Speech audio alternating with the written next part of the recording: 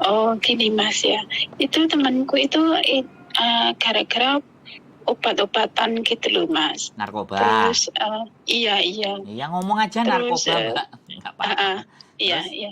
Terus dia itu sekarang di penjara karena Hmm. kasusnya itu bukan dia tuh dua orang, dia sama cowoknya.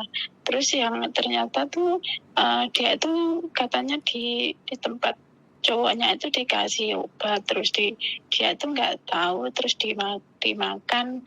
Ya mungkin dia udah tahu lah itu obat terlarang gitu ya. Terus dimakan, terus habis itu dia katanya muntah terus pingsan gitu. Terus cowoknya itu telepon polisi, terus dia tuh dilarikan ke rumah sakit gitu. Bangun-bangun udah di polisi udah banyak di sekitarnya, terus diinterogasi. Terus ternyata cowok itu nggak ngakuin kalau kalau di rumah temanku itu lihat di rumahnya tuh banyak obat-obat larang gitu. Tapi cowoknya itu nggak itu ya, nggak ngaku ya kalau obat-obatan itu punyanya dia. Terus sekarang ditimpakan sama anak TKW itu ya.